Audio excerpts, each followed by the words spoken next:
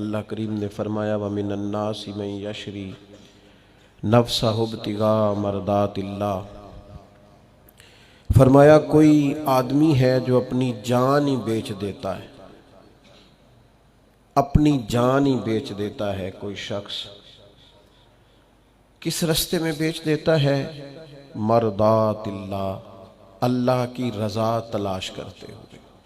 اس رستے میں اس نے اپنی ساری زندگی بیچ ڈالی، لیکن اس کا مقصود یہ تھا کہ مجھے میرا رب مل جائے، میرے رب کی رضا مل جائے، اللہ اور اس کے رسول کی محبت کا حصول میرے لیے آسان ہو جائے۔ اس رستے میں اس نے جان ہی بیچ دی۔ مالک نے اس آیت میں یہ نہیں فرمایا اسے کیا دوں گا، اجر کیا ملے گا، اس کا ثواب کتنا ہے، جنت کہ کس درجے میں اسے رکھا جائے گا۔ فرمایا کوئی آدمی ہے، کچھ لوگ ہیں جو اپنی جان ہی بیچ دیتے ہیں اللہ کی رضا تلاش کرنے میں۔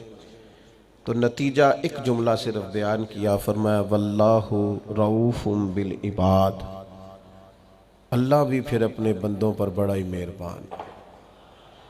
اس جملے نے بات کو اتنا کھول دیا ہے، اتنا واضح کر دیا ہے، فرمایا اگر تم نے میری خاطر جان تک داؤ پہ لگا دی ہے تو میں تو پہلے ہی بڑا مہربان ہوں۔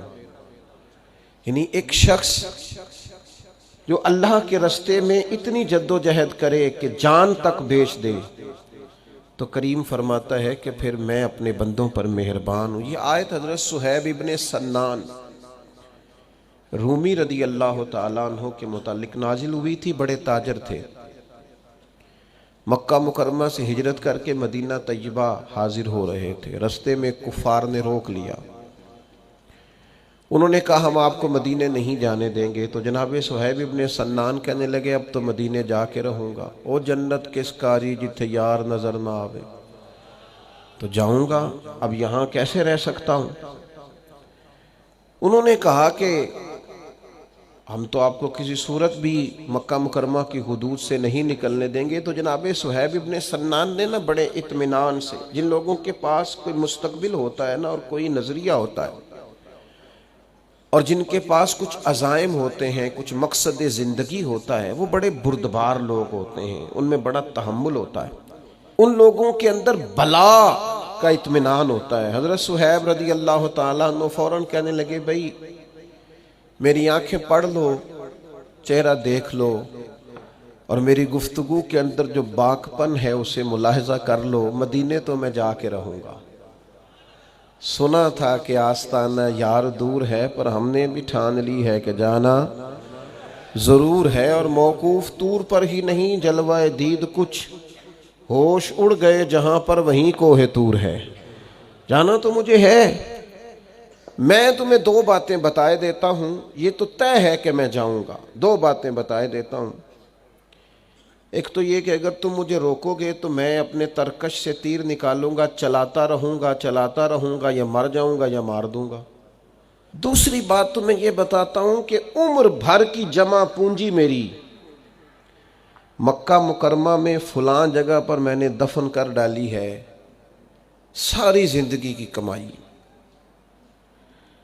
اگر تم مجھے جانے دو نا تو میں زندگی بھر کی کمائی تمہیں دے سکتا ہوں۔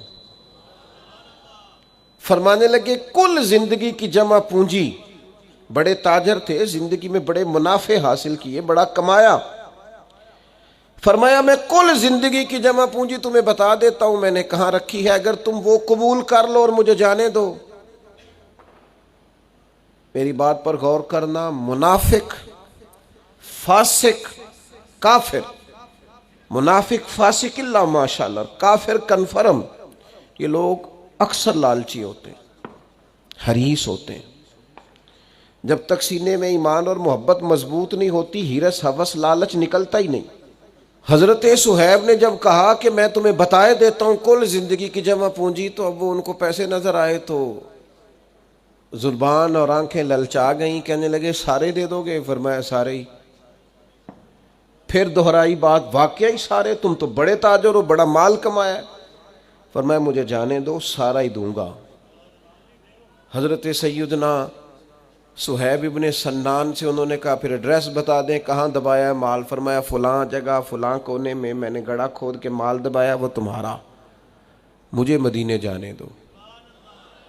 قربان جائیں, ساری زندگی کی جمع پونجی دے کے نہ تو حضور کے مدینے پہنچ گئے, کل زندگی کی جمع پونجی دے کے مدینے پہنچ گئے. اور جب سرور کائنات کی بارگاہ میں پہنچے نا تو بتانا کچھ بھی نہیں پڑا. خیال آیا مسلمان نیک و بد پہچان جاتے ہیں, محمد آدمی کے دل کی باتیں جان جاتے ہیں. حضرت صہیب کہتے ہیں میں جیسے ہی کریم کی بارگاہ عالی مرتبت میں پہنچا, حضور مسکرا کے فرمانے لگے صہیب زندگی میں بڑے سودے کیے, بڑی تجارت تم نے کی اور بڑے نفع اٹھائے, پر جو سودا آج کر کے آئے ہو نا یہ بڑا ہی نفع والا کیا ہے, بڑا ہی, یعنی کل زندگی کی جمع پونجی دے کے مدینے والے کا مدینہ خریدا, مدینے کا سفر خریدا. فرمائے اب جو تم نے تجارت کی ہے بڑی اعلیٰ ہے.